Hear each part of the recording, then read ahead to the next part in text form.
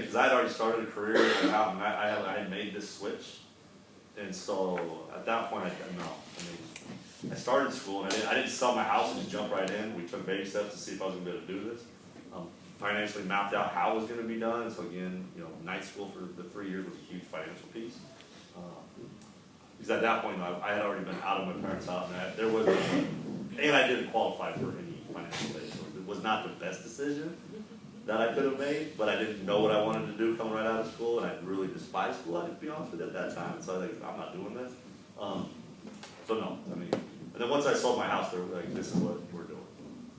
But you also have the ability to change. Like somebody the other day in the main office said, well, let's not make sure joking, you don't want to get fired. I said, well, I'm not going to do anything to get fired.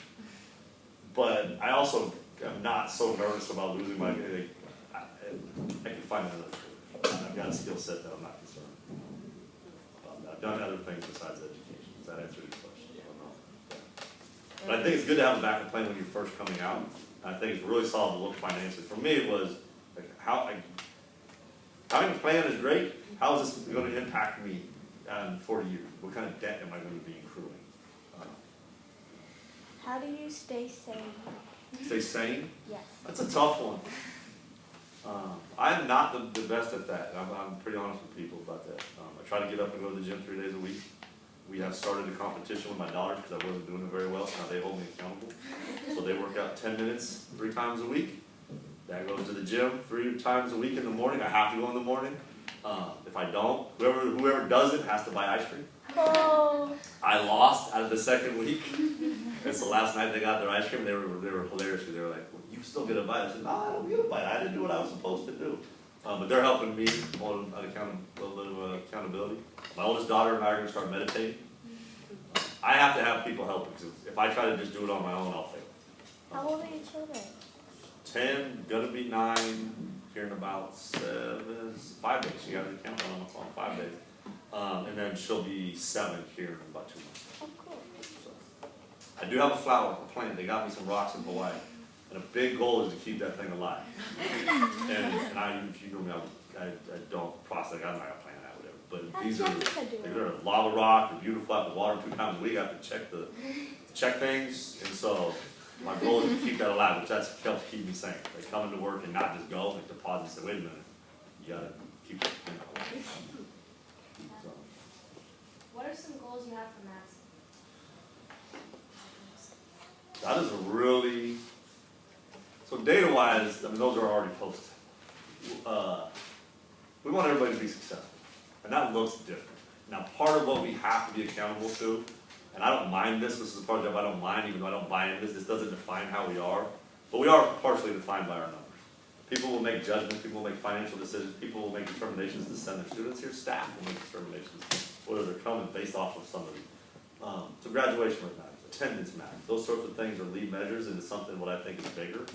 And our goal is that every student would walk out of our door having the confidence to fulfill their plan. Whatever that plan might be, that's not our job to decide. I was not fully engaged. I didn't fully believe in, for a while we were pushing 4-year school so much. You were not successful, it felt like, if you didn't go to a 4-year college or complete a bachelor. That's not the case. What you want is, we want you to be able to leave this building and be prepared to make decisions and have the skills to be successful in those decisions that you make, whenever those might be. You might be 40 and decide to take a different career. You were talking about like the plan. That's, we want you to be able to shift your plan. We don't want you to be locked in. We want you to have the confidence that you all are talking about being a teacher. Maybe you go to school and you want to be an engineer, you want to be a doctor, you want to be a pilot, or you want to be whatever profession I don't even know exists anymore. But you have that confidence. I truly believe that that's confidence. If you have the confidence in your ability, you will make decisions that are going to impact you positively. And you won't be locked in, like I'll go back to when I picked social studies. I picked that because I lacked confidence. I picked what I thought I would do well instead of looking at all options. Does that make sense? But broad, really big. Any tips for people who would want to be an admin one day?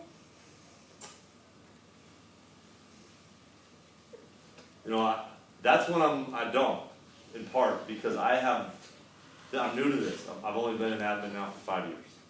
4 years as a vice principal, this is my first year as a principal, and You were half dean. I had a dean, but I'm gonna say this, I've been in the same pocket, and I did a really good job, and I was very proud of myself that I focused on us.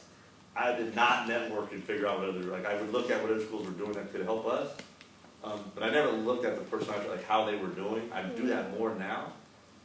So if you ask me in a year or two, I'd probably have some advice, because what you would get right now would be what works for me. And that does not make a great administrator, that's just me. And so, I don't know that I can answer that. I don't want to limit you in my scope. If I started answering that, you would get my very direct, like this is what works for me. And I don't know that all administrators shouldn't be built the same. There needs to be a balance. Do you think it's important to have been a teacher before stepping into that role of VP or principal? We focus a lot on like the teacher role here, and I'm trying to like stretch into looking at supports and other positions in schools, so I'm just curious. I think it's important because, just to go back to the evaluation, you have to be a part of the evaluation for classroom instruction. I don't know that you have to have been a teacher to be able to identify what is solid instruction. But I do believe that if you are not going to, if you make that jump, let's say you go a different route, you need to be on a team that has some people that are pretty strong instructionally. We're very fortunate to have people in this building right now that have those skills. So no, I don't think that you have to be limited to that. I will say this though, it does make, currently, right now, it makes hiring an individual who has not been in the classroom extremely challenging because most leadership people, individuals, look at that as a huge negative, almost like we won't even look at you. I hope that that changes down the road because schools are extremely complex, and just because you were a classroom teacher doesn't mean you have this other 2/3 of what's happening in a building. But I would say that right now it's pretty hard to make that transition if you have not been a classroom teacher. Does that answer the question, Nolan? Yeah. Okay. How much coffee do you drink in a day? Yes. So I only do one. Now you will see how the evening went depending on the size. I never do a small. This is the extra large. I try to stick with the large. But like last night we were out a little bit late and things like that. My normal routine was not there, so it's a little bit larger. But I stick to just the one a day. And on the rarest of occasions, I might get an afternoon one, especially if we've got a game that evening or something. But that's pretty good. I try to, because then I'm up till 1 o'clock in the morning. Do you drink it black? I just drink it black. I try to avoid the sugar. And Black Rock over Dutch Brothers. Okay, the Dutch Brothers coffee will give me heartburn. I enjoy the Dutch Brothers. It was the iced coffee. Their normal coffee I do enjoy, and then Black Rock is close. Black Rock has a drive-through. I do enjoy Starbucks also, but they don't have the drive-through, so I can hit Black Rock quicker. It really just hits it hits the routine. Whoever does not have the longest line, because I don't have 20 minutes to sit there for my. Dutch Bros takes forever. Huh? Dutch Bros takes forever. You know what? I do enjoy Dutch Brothers because I drive away with this huge smile because they're so upbeat. I'm like, yes, this is a good thing. But the iced coffee, which I like for about 5 months out of the year, it gives me heartburn. So I have to avoid it. That's a good question. Have healthy habits. I'm going to go back to that. I think in any of these types of jobs, you can get to where you don't have healthy habits. Just try to find try to have some healthy habits. How do you balance your work with your kids? So, I still coach one of the teams. We've always set specific days during the week, so if I'm coaching, I have to get off. If I'm not coaching, it's easy for me to have somebody else get them there, so I do certain things that force me to get off on specific days, so, like Thursdays, I have to get out early on Thursdays. All of our team knows it. Unless there's an emergency, everybody else has got to handle, so that helps balance. I stay involved in their activities, but just try to stop when you go home, and then unfortunately with these types of positions there's too much that I can't not do something, so then everybody goes to bed. I take 1 or 2 nights a week to do stuff, or I try to get up at 4:30 and go through, I have a routine from like 4:30 to 5:30, 6 o'clock. And you only have 1 cup of coffee? Just the one. I have it after. But like I'll go to the gym and I ride the bikes. I like to run, but I'll ride the bike because I can go sift through emails. I've learned to not respond because I think it puts pressure on everybody else in our building to be doing what I'm doing. I don't like that. So I've tried to, unless I absolutely have to, I've tried to just kind of sort through the emails and maybe respond to people outside of the building so that they can be like, you're up at 4:30, because I've learned that when I'm up at 4:30 and I'm shooting emails, people feel like they have to respond earlier. I'm like, you don't have to respond. This is what is my routine. But you try to balance that, especially I think when you are in a leadership role, you try to make sure that the people that you're working with don't feel pressure to do what you're doing. That's not healthy. It's different capacity. They should not be at 11 o'clock or 12 o'clock responding to emails I'm sending. So. Are you the type of person who has like 16,000 unread emails? No, that would drive me insane. You get like Same. 200 emails a day, and you have to just go through them. Yeah, my dad has like 200,000 different My wife emails, and has I'm the like, same. Yeah, what the hell? I don't like seeing the little icon. of the Yeah. thing. Yeah. No, and I have them broken into, like I have, we run, you guys learn a lot about me. I am part owner in a small investment company, and it's what keeps me, people like to golf or do things, I don't. I enjoy business, I enjoy reading about business, I enjoy investing, and so we have a very small investment company. What's it called? That I'm not gonna do. But so I basically break it into 3 categories on my emails. And so we've got personal email, the other business email, then the school email. And the nice thing is I can shut any of those down Oh. if I need to. I also use airplane mode. You asked about the kids, like when we're on vacation. I'll hit it on airplane mode and just shut it down, and then open it back up. And so that way, 'cause I can't just, like, some people say, well, just put this away. Duh. Oh, you're on vacation, you're taking pictures of the kids or videos, you can't just shut it away, but you Play can put on video airplane games. mode and shut those down. So you try to find that type of little balance. You gotta like emails, you have to be able to tolerate emails if you want to get into administration in any capacity, because there's a lot.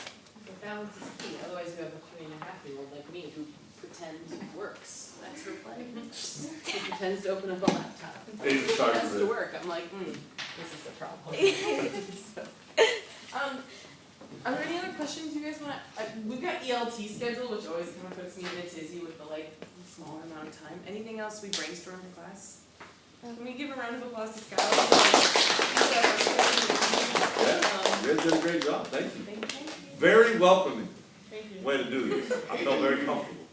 We're stealing a lot Oh, from wait. Mr. Gadbo. What's your tattoo about? I have multiple tattoos. I do have all 3 of my daughters' names. And I think the one cool thing I will tell you is, and they're all in different spots, but they're teaching themselves cursive by the time they're like 3rd or 4th grade. And so I have their signatures also, which I think is pretty cool. And we got into an argument with the tattoo artist because she said, well, you have to blow this up. I said, no, this is her signature. She's in the 4th grade. This is it. I want this. She said, well, that doesn't match. It's not in a great spot. I said, I want this. So we had that. That's a, the other thing is, if you do tattoos, if you start with your kids, once you do one, you have to do I remember you didn't have your youngest daughters for a while. You were like, I gotta get that done. She kept asking because she started reading and she's like, where's mine? And I said, I have to get this on because you are not recognizing that that doesn't have your name. Yeah. Put it on your head. Yeah. If you do get tattoos, I like to put on your head. Make sure they mean something. Or Post Malone style. Any other questions? No? I'll tell you one for this one. The part that shows when I first started at Madison, everybody thought it was a Madison tattoo. I just thought it was a Madison tattoo. You just- Until you said it was. I really like it. Whoa, I love you really Madison. like Madison. They did not hit the cusp of getting a tattoo on my body. Aww. Thank you guys. They had a mind Thank break you. challenge where they had to go find a staff member with a tattoo and ask about it. I made them run around the building. Me and Addie won. E. Who's you from? We passed the VP, so we had to stop right. Oh, yeah. Walk and then go. Yeah. If you guys ever have any questions, or if you want to sit down and talk, or if you would want, I'm open. You guys are looking at choosing, again, I can change this. I try to be politically correct, but I'm not going to in this environment. The most important career in civilization is education, because it feeds everything else. When we talk about doctors, you don't have that level of education. But it also can be extremely challenging, as it should be. You don't get paid that much. That should change. And that's part of this class, is you guys, even if you're not teachers, you're aware of the issues around education, so you can go forward and advocate when you're community members. That's one of my big goals with you all. Thank you, guys. Yeah. We both Bye. like stood up and stretched real quick. I'm like, that was the most sitting I normally do.